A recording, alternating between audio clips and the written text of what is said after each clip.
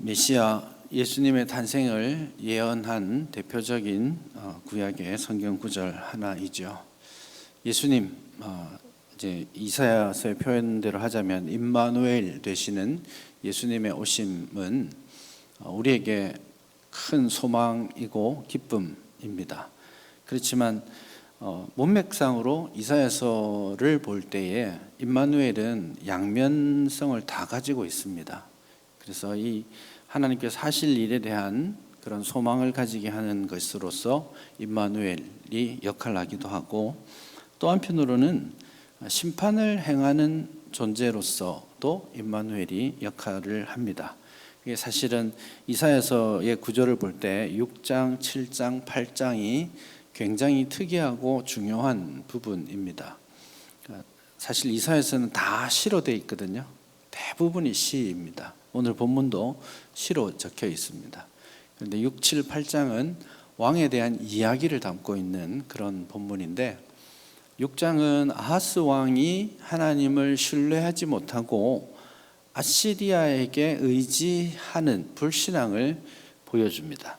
그래서 그 불신앙 때문에 하나님께서 너 나를 믿지 못하니 내가 너와 함께 할 거야 라고 말씀하시면서 예언하시는 것이, 보라 처녀가 잉태하여 아들을 낳으리니 그 이름을 임마누엘이라 하리라. 우리가 잘 알고 있는 그 임마누엘의 예언이 그때 주어집니다. 그래서 임마누엘, 임마는 욕이 아니고 임마누 이렇게 해서 히브리어로 치면 누가 우리이고 임마는 그 with 같이입니다. 우리와 함께 엘 하나님이 이런 뜻입니다. 그래서 하나님이 우리와 함께 하신다 그런 뜻이 되는데, 하나님이 우리와 함께 하시기 때문에 그분을 믿고 그분을 의지하고 따르면 그분으로부터 오는 참된 구원을 우리가 누리게 되겠죠. 그런 측면에서 임마누엘, 그것은 우리에게 큰 은혜요 복입니다. 그게 이제 7장에서 너 나를 믿지 못하니 내가 너와 함께 할 거야, 그 증거로 처녀가 아이를 낳을 거야, 뭐 이런 약속의 말씀을 주시죠. 하지만 그 다음 8장에 와서 임마누엘이 계속 역할을 하는데, 8장에서 임마누엘은 되게 겁나는 이미지입니다. 무서운 분으로 나타나고 있죠. 그래서 임마누엘, 하나님이 함께 하심을 신뢰하지 못하는 자들에게 임마누엘은 그들에게 심판을 확정적으로 선포하고 심판을 행하는 그런 거가 됩니다. 여러분, 십자가 하면 우리에게 뭐예요? 구원의 은혜, 감사의 제목이잖아요. 예수님이 우리의 구원의 이유이기도 하지만 마지막 날에 불신자들이 심판받을 유일한 이유 역시 예수님의 십자가 때문이에요.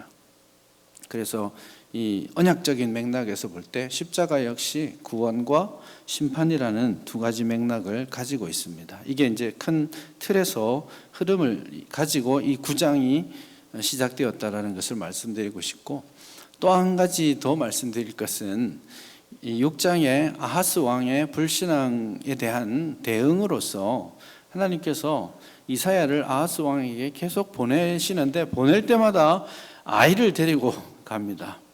그래서 처음에 스알야숲이라는 아들을 데리고 갑니다. 가서 예언의 말씀을 전하고, 그게 임마누엘의 예언이죠.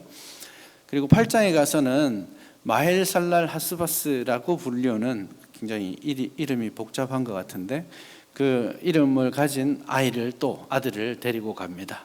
그래서 이 아이가 엄마라고 말하기 전에 너희에게 심판이 올 거야, 그렇게 이 심판을 선언하면서 임마누엘이 팔을 탁 펼치고 온 세상에 심판을 가져오는 그런 존재로 그래서 언급되고 있는 것이죠. 그래서 8장 6절, 8절을 보시면 그 심판에 대한 이야기를 하면서 흘러 유다에 들어와서 가득하여 목에까지 미치리라, 이렇게 이 심판이 이 목구멍까지 차고 올랐어요. 이제 다 끝장나는 지경까지 이르렀다는 것이죠.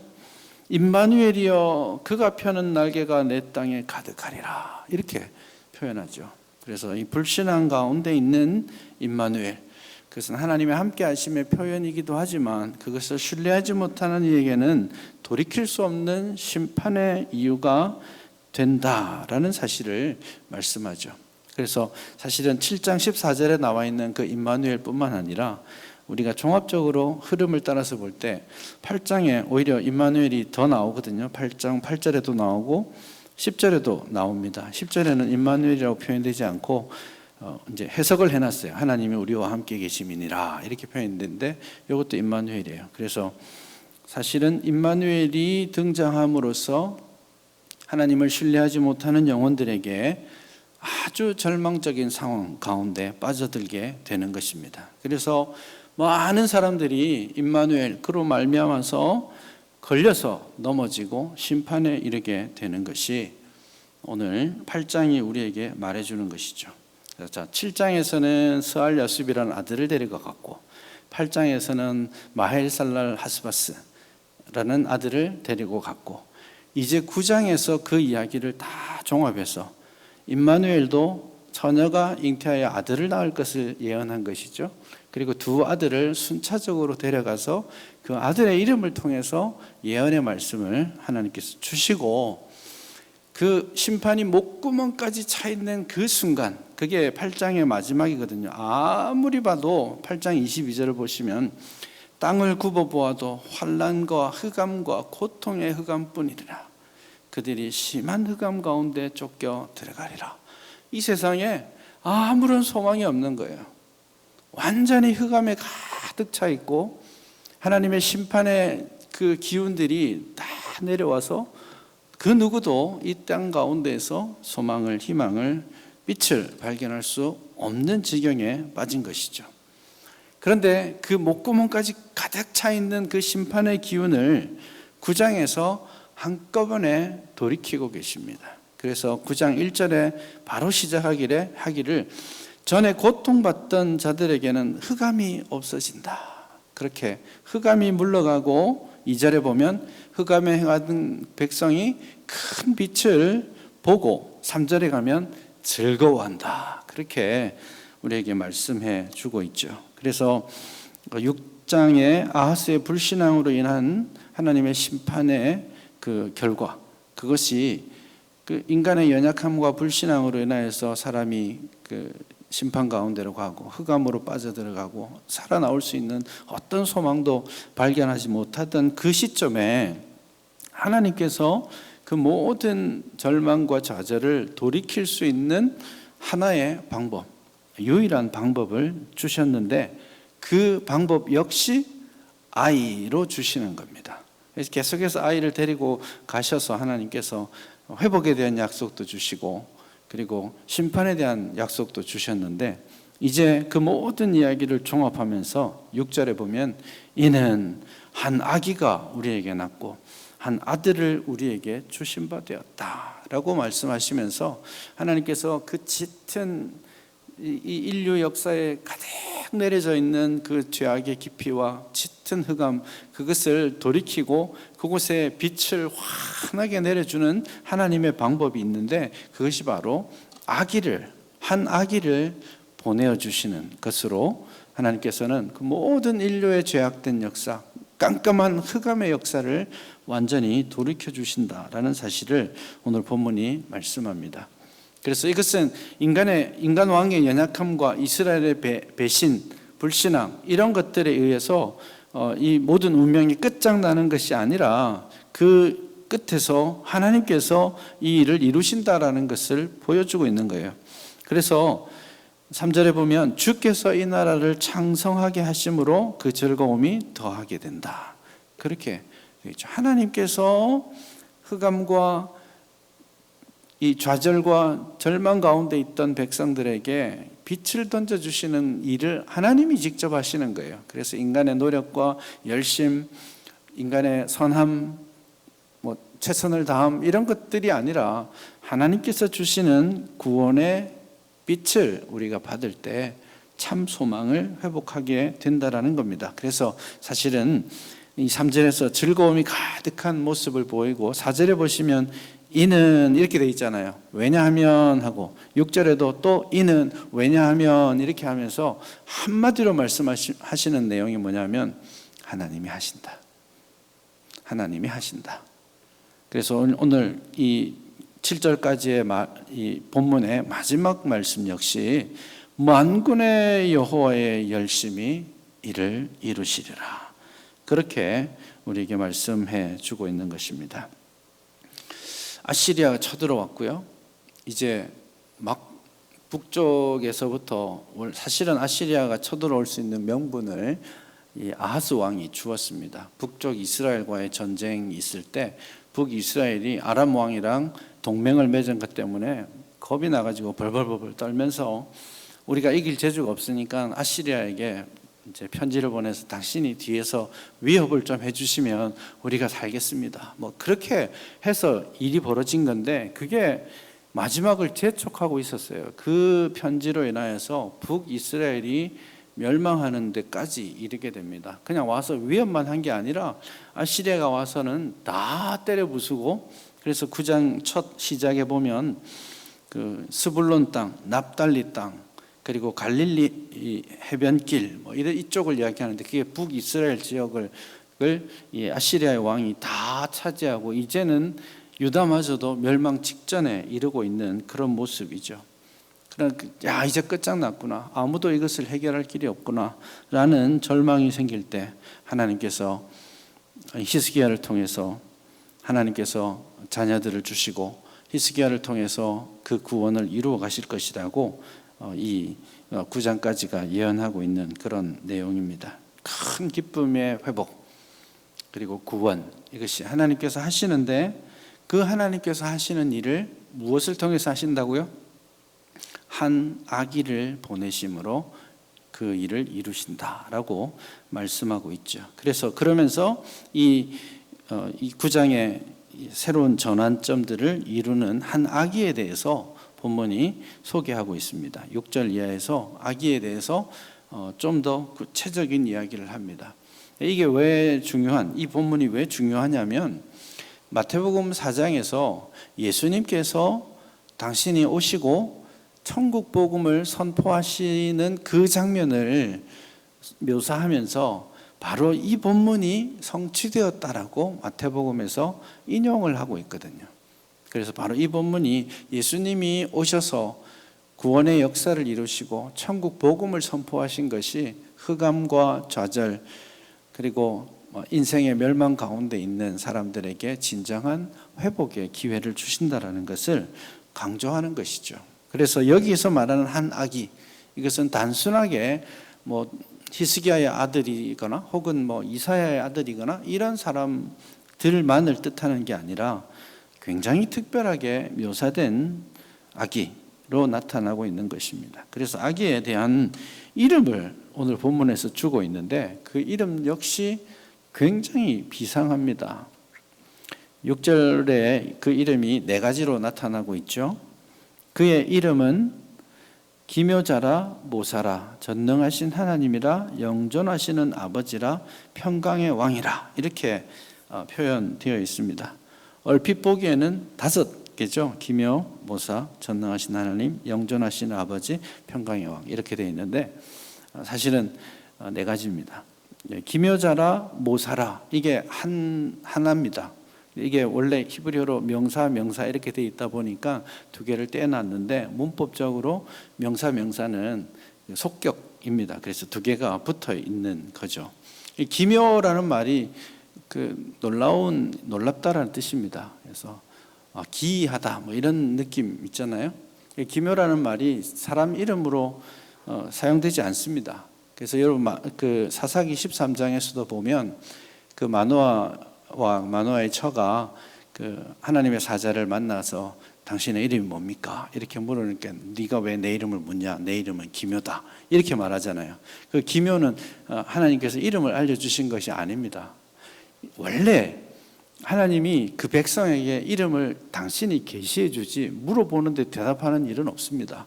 요즘도 상관이 그 쫄병한테 너 이름 뭐야? 이렇게는 묻지만 쫄병이 상관에게 관등성명 되시오 이렇게 하는 일은 없지 않습니까? 이름을 묻는 것 자체는 굉장히 예의가 없는 거죠. 그래서 정신없이 지금 당신의 이름 뭡니까? 하니까 네가 왜 내 이름을 묻느냐? 내 이름은 기묘다라고 했는데 그때 기묘라는 말은 아주 그냥 있는 그대로 번역하자면 네가 내 이름을 물어? 내 이름은 말해주면 알 것 같아? 이게 기묘입니다. 내 이름은 너가 말해줘도 모를걸? 하고 말 안 해주신 게 기묘라는 뜻이에요. 그래서 여기 기묘자라 모사라 이렇게 표현되어 있는데, 이것은 모사, 카운슬링 한다는 뜻이거든요. 또 혹은 뭐 번역하자면 경영함에 있어서 기묘함 이런 뜻입니다. 그래서 번역이 되게 어려운 건데, 놀라운 경영자 이렇게 표현해도 되겠습니다. 그래서 하나님께서 하시는 일이 정말 깜짝 놀랄 만큼 위대하시다. 이 아들이 할 일이 우리가 도저히 상상조차도 할 수 없는 일들을 하신다라는 것을 그 이름에서 말씀해 주고 있는 겁니다. 그리고 이제 두 번째 이름이 전능하신 하나님, 깜짝 놀랄 이름이죠. 예수님을 그 태어날 아기를 전능하신 하나님이다라고 유대인이 표현하고 있다라는 것은 우리가 정말 주목해 봐야 됩니다. 전능하신 하나님, 그 아이가 태어났는데 그 아이를 전능하신 하나님이다 이렇게 표현하고 있다라는 것이죠. 그래서 이 아이 태어나신 예수님의 존재론적 속성이, 본성이 무엇인지를 우리는 알 수 있습니다. 이 전능하신 하나님, 이 전능하다라는 말의 이 본문에서의 기본적인 의미는 최고의 용사다 이런 뜻입니다.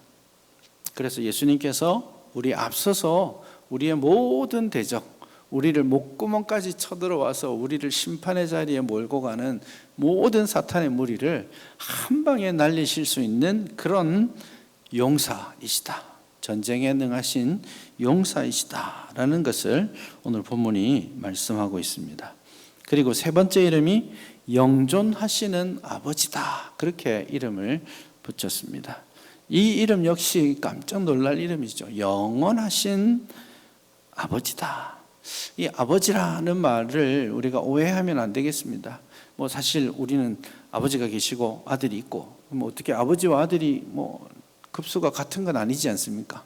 아버지가 좀 더 높은 분이죠. 그렇게 일반적으로 이해하시면 곤란합니다. 혹은 그 아들을 왜 아버지라고 했을까? 어떨 때는 아버지고 어떨 때는 아들이다 이렇게 말하면 소위 삼위일체론에 있어서 양태론이라고 하는 이단에 빠지게 됩니다. 그렇게 이 본문을 이해하면 안 되고 그냥 우리가 알고 있는 그 느낌의 아버지라고 보기는 어렵습니다. 여기에서 말하는 아버지라는 말은 실제로 여러분 구약 성경에서 아버지라는 이름이 다양하게 사용됩니다. 엘리야를 엘리사가 내 아버지여 이렇게 불렀죠. 선지자가 존경하는 선지자에게 부르는 호칭이기도 하고, 왕을 지칭해서 부르는 호칭이기도 하고요. 뭐 신약에도 예를 들면 부자와 나사로 비유가 있지 않습니까? 그 부자가 지옥에 가가지고 저 위에 있는 아브라함을 보고 뭐라고 부릅니까? 내 아버지여 이렇게 부르죠. 이게 어떤 육신의 아버지와 아들의 개념에 아버지란 이름이 국한되는 것이 아니다라는 겁니다. 그래서 이 말은 예수님 태어나실 아기가 영원하신 권세, 왕권을 가지고 계시는 분이다라는 사실을 그렇게 표현한 것입니다. 그래서 그 다음에 나오는 말이 바로 평강의 왕이라고 그렇게 묘사되어 있죠. 그래서 이 예수 그리스도가 이 땅에 오셔서 철장으로 그들을 세상을 온전히 심판하시고 그가 세워가실 나라는 평강의 나라, 의와 공의가 이루어지는 그런 나라, 그런 겁니다. 그런데 그 평강의 나라, 의의 나라는 신자가 최선을 다하고 잘 섬겨서 이루는 나라가 아니라 왕 대신 하나님께서 그 일을 이루어 가시는 나라라는 사실을 오늘 본문이 강조하고 있는 겁니다. 그래서 다시 한번 말씀드리지만 그 모든 일들을 만군의 여호와의 열심히 이것을 이루실 것이다 이렇게 말합니다.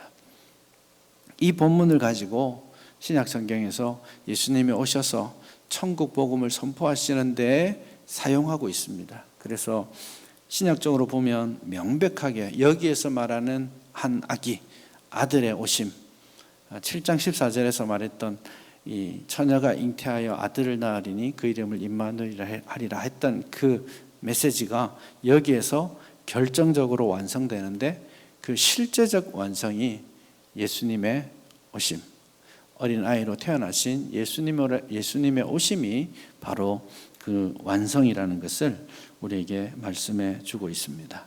그리고 그 예수님, 아기 되시는 왕 되신 예수님의 나라 안에서 우리가 참된 평화, 소망을 회복할 수 있다는 겁니다. 그 예수님께서 이루실 나라가 지금 2절, 3절에서 말하는 흑암을 물러가게 하고 큰 빛 가운데 우리가 있게 되고, 그 빛 가운데서 참된 즐거움을, 기쁨을 회복하게 하신다라는 것입니다.